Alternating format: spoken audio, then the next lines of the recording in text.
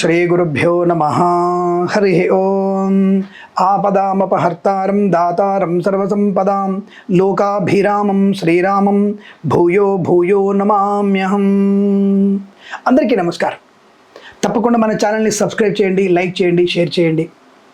ఎన్నో ఆధ్యాత్మికమైన విషయాలు కానివ్వండి, ఇతరత్ర సాంఘిక విషయాలు కూడా చెప్పేటువంటి ఛానల్ మనది.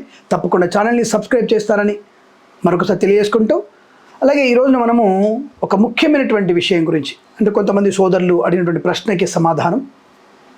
స్వామి, నేను కొన్ని మొక్కులు మొక్కుకున్నాను, ఆ పని అయిన తర్వాత నాకేదో లాటరీ వస్తుందనో లేదంటే ఉద్యోగం వస్తుందనో అన్నటువంటి భావనతో నాకు ఆ ఉద్యోగం వస్తే ఈ పని చేస్తాను అన్నటువంటి మొక్కులు కానివ్వండి. కొంతమంది విచిత్రమైన మొక్కులు మొక్కుతారు. అంటే మొక్కిన తర్వాత ఆ పని అయిన తర్వాత అప్పుడు వీళ్ళు మనిషిలో ఉన్నటువంటి ఆ యొక్క తత్వం బయటపడుతుంది. అంటే మనిషి కదా, ఈ యొక్క మనిషి తత్వం బయటపడుతోంది. అంటే ఉదాహరణకి ఆ మధ్య ఒక ఆవిడ ఎప్పుడో తన భర్తకి ఆరోగ్యం బాగాలేనప్పుడు, స్వామి నా భర్తకి ఆరోగ్యం బాగుపడితే నిలువు దోపిడి ఇస్తానని మొక్కుంది. నిలువు దోపిడి అనేది మొక్కు అంటే ఏమిటి? ఏ రోజైతే ఆవిడ మొక్కిందో ఆ మొక్కుతో ఉన్నటువంటి రోజున తన ఒంటి మీద ఉన్నటువంటి ఏమేమైతే ఆభరణాలు ఉన్నాయో అవన్నీ కూడా స్వామికి సమర్పణ చేయడం, మనసుతో సహా. మనసు కూడా స్వామికి అర్పణ చేయాలి, తన పాదాల చింత పెట్టాలి మనసుని. నిలువు దోపిడి అంటే చెవి కమ్మలు, ముక్కు పుల్ల, మంగళసూత్రము, నల్లపూసలు, మెట్టెలతో సహా నిలువు దోపిడి వారు. అయితే సూత్రం ఇస్తారా స్వామి అంటే, సూత్రము తీసే ముందు ఒక పసుపుకి దారంతో, పసుపు దారంతో పసుపు కట్టి మెడలో వేసుకొని అప్పుడు సూత్రంతో సహా. నిలువు దోపిడి అంటే అదే నిలువు దోపిడి. స్వామివారికి తప్పకుండా తీర్చాలి. అయితే వాళ్ళకి అయిపోయిన తర్వాత ఇప్పుడు మళ్ళీ ఆ భర్తకు ఆరోగ్యం బాగుపడింది, అంత అయిపోయిన తర్వాత ఇప్పుడు వాళ్ళు ఏమిటి, స్వామి నిలువు దోపిడి బదులు వేరే బంగారం ఇవ్వచ్చా స్వామి, దాని బదులుగా మేము డబ్బులు కట్టవచ్చునా, డబ్బులు కట్టి రిసిప్ట్ తీసుకోవచ్చునా తిరుమలలో. ఎప్పుడైతే స్వామికి నువ్వు డబ్బులు ఇచ్చి రిసిప్ట్ తీసుకున్నావో దానికి సమయటువంటి ఆ రిసిప్ట్ ఏదంటే నువ్వు స్వామివారికి అర్పణ చేయలేదు, జస్ట్ నీ యొక్క దర్శనం కోసమో ఇంకా ఏదైనా ఉపయోగం కోసమో నీ గొప్పతనం కోసమో నీ గోత్రనామాలు రాయించుకొని మొక్కు తీర్చుకున్నావు. కాబట్టి అటువంటి మొక్కు చెల్లదు. కొంతమంది ఏంటంటే, స్వామి సూత్రం తీయకుండా దాని సరిసమాన ధనాన్ని ఆ యొక్క హుండీలో వేసేయచ్చా, పర్వాలేదు. సో నిలుదోపిడి అంటే అదే. నిలుదోపిడి కంటే ఏమిటి, మనం ఏదైతే బంగారం అనుకుంటో దాన్ని పెట్టవచ్చును. లేదా ఏదైతే నిలుదోపిడి అనుకుంటున్నావో ఆ ఆభరణాలను తయారు చేయించి ఆభరణాలు కూడా అందులో వేసేయచ్చు, దానికి ఎటువంటి ఇబ్బంది లేదు.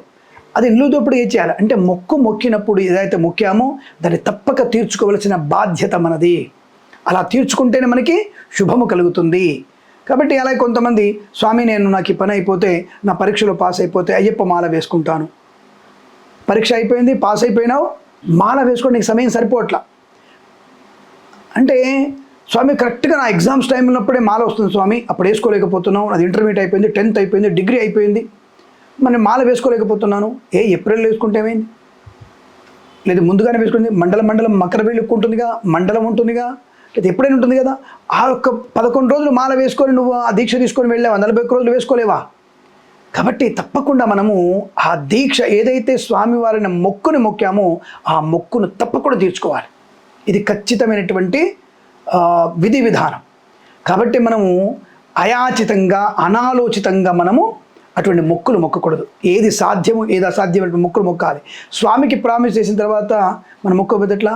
ఇప్పుడు ఎగ్జాంపుల్, నీ ఫ్రెండో నీ అన్ననో చిట్ ఫండ్లో చిట్టి కట్టాడు, 15 నెలలో 20 నెలలో ఎత్తుకుంటున్నాడు, సెక్యూరిటీ సంతకం పెట్టావుగా, ప్రామిస్ చేసావుగా, సంతకాలు పెట్టావు కదా. ఒకవేళ నువ్వు మీ అన్ననో మీ స్నేహితుడు ఆ డబ్బులు కట్టకపోతే ఎవరిని అడుగుతున్నాడు? పూచికత్తు కూడా మిమ్మల్ని అడుగుతున్నాడుగా. ఆఫ్టర్ ఆల్ మీ స్నేహితుడికి ఇచ్చిన మాటనే నిలబెట్టుకోకపోతే ఆ చిట్టి కట్టుకున్నవాడు మన నుంచి గట్టిగా గల్లా పట్టుకుని అడుగుతున్నాడు. మరి భగవంతుడికి ఇచ్చిన ప్రామిసు, భగవంతుడి అనుగ్రహంతో నువ్వు పొందినటువంటి ఉపకారము మరి ఎటుపోతుంది? కాబట్టి ఎప్పుడైతే నువ్వు ఉపకారం భగవంతుడి నుంచి పొందినావో, ఆయనకైతే వాగ్దానము చేసినావో ఆ వాగ్దానము తప్పకుండా నిలబెట్టుకోవాలి, లేకపోతే వాగ్దాన దోషం ఏర్పడుతుంది. భగవంతుడికే కాదు, మన మిత్రుడికి కానీ సోదరుడికి కానీ ఎవరికైనా వాగ్దానం ఇచ్చి అది నెరవేర్చలేకపోతే దోషం ఏర్పడుతుంది. అది కూడా మొక్కుతో సమానమే. కాబట్టి తప్పకుండా భగవంతుడి మొక్కుల్ని వెంటనే తీర్చుకునేటువంటి ప్రయత్నం చేయాలి.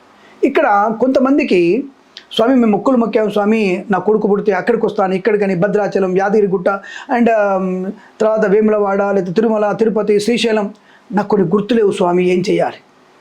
రైట్, గుర్తున్నవి పూర్తి చేసుకొని, గుర్తులేని సమయంలో మీరు వెంటనే శ్రీరంగము కానీ, అంటే శ్రీరంగము తప్పకుండా వెళ్ళాలి, శ్రీశైలము తప్పకుండా వెళ్ళాలి. ఇక్కడ పాతాళ గంగలో, అక్కడ శ్రీరంగ పుష్కరిణిలో మీరు స్నానం చేసి నీళ్లు తీసుకొని, స్వామి ఏవైతే మొక్కులు మొక్కానో నాకు జ్ఞాపకం రావడం లేదు, ఇవన్నీ కూడా నీకు సమర్పణ చేస్తున్నానని చెప్పేసి రంగనాథ స్వామి దగ్గర కొంత అక్కడ ఆయనకి సమర్పణ, మరియు శ్రీశైలంలో మల్లికార్జున స్వామి వారికి కొంత ఆ పాతాళ గంగ మునిగి నీళ్లు తీసుకుని దోసిళ్ళలో స్వామివారికి వదిలిపెట్టేసి, స్వామి నేటితో మీకు మొక్కిన మొక్కులన్నీ కూడా, నాకు తెలిసి తెలియని ప్రతి ఒక్క మొక్కు కూడా, పోలేరమ్మకు అమ్మవారికి మొక్కిన మొక్కులన్నీ కూడా ఈ యొక్క దర్శన భాగ్యంతో, ఈ స్నానంతో సరి అని స్వామివారి దగ్గర శరణు జొచ్చవచ్చును. అంటే అక్కడ మన మొక్కు పూర్తవుతుంది. అలా అని చెప్పేసి గుర్తున్నటువంటి ప్రతి మొక్కు గుర్తుపెట్టుకొని ఇవన్నీ కూడా ఎగదోయడానికి, అంటే ఎగ్గొట్టడానికి ఈ శ్రీరంగం వెళ్ళి శ్రీశైలం వెళ్తే కూడా పుణ్యం రాదు. మర్చిపోయినటువంటి మొక్కులు ఏమైనా ఉంటే వాటి దోషం పోవడానికి ఈ పుణ్యక్షేత్రాలలో పుణ్యనదీ స్నానంలో స్నానం చేసి అక్కడ మొక్కుల్ని తీర్చుకోగలిగితే చాలా మంచిది. కాబట్టి మీరు తప్పకుండా ఏదైతే భగవంతుడి సన్నిధిలో నాకు ఈ పని అయితే నేను ఈ మొక్కున్నాను, ఇది తీరుస్తానని చెప్పినారో తప్పకుండా ఆ మొక్కును తీర్చుకోవలసిందే, అందులో ఎటువంటి సందేహం లేదు. లేకపోతే ఏమవుతుంది స్వామి అంటే, నీకు తరువాత జరగబోయేటువంటి శుభయోగాలన్నీ కూడా స్వామివారి ఆటంకాలు కలిగిస్తాడు. ఏమంటే దేవుడు అందరినీ బాగా చూస్తాడు కదా, మరి స్వామి ఆటంకం కలిగిస్తాడంటే అందరినీ సమానంగా చూడాలంటే అందరూ స్వామివారితో స్నేహపూర్వకమైన వాతావరణం ఉంచాలిగా, ఆయనకిచ్చిన వాగ్దానం నిలబెట్టుకోవాలిగా. కాబట్టి నీకున్నటువంటి ప్రయోజనాల్ని ఏ రాహు వచ్చినప్పుడు స్వామివారు నిన్ను రాహుగ్రహ ప్రీతి కొరకు చేయవలసినటువంటి జపమో తపమో దానమో చేయకుండా ఉంచుతాడు. ఎప్పుడైతే రాహు ప్రీతి కొరకు నువ్వు జపమో తపమో చేయలేదో ఆ రాహు యొక్క ప్రభావం నీ మీద అలాగే ఉంటుంది. అక్కడ స్వామివారు సైలెంట్ అయిపోతాడు. ఎందుకంటే నీకు ఆ బుద్ధి తెస్తేనే మళ్ళీ స్వామివారి వైపు తిరిగి చూచే ప్రయత్నం ఉంటుంది. కనుక స్వామిని పరీక్షిస్తాడు, దండించాడు. కాబట్టి ఆ పరీక్షలు నెగ్గడానికే మనం స్వామితో ఉన్నటువంటి అనుబంధాన్ని పెంచుకునే ప్రయత్నంలోనే మొక్కులు తీర్చుకోవాల్సిన అవసరం ఉంటుందన్న విషయాన్ని గుర్తించండి. తప్పకుండా మీరు మొక్కులు తీర్చుకుంటేనే శుభం జరుగుతుంది, అనుకూలత ఉంటుంది, ఆనందం ఉంటుంది. తెలుసుకొని విషయాన్ని మీరు ప్రవర్తించండి. భగవంతుడితో ఎప్పుడు కూడా పరాచికాలు, స్వామివారిని దూషణ చేయడం ప్రమాదాన్ని కలిగిస్తుంది. కాబట్టి స్వామివారి మనస్ఫూర్తిగా స్వామిని మనస్సులో నింపుకొని ఆయనకిచ్చిన మొక్కును తీర్చుకునేటువంటి ప్రయత్నాన్ని తప్పకుండా చేయండి. అనుకూలవంతమైన ఆర్థిక ఆనందాది అదృష్ట శుభయోగాలు పొందాలని కోరుకుంటూ సర్వేజన సుఖినో భవంతు. ప్రేమతో మీ కిరణ్ శర్మ.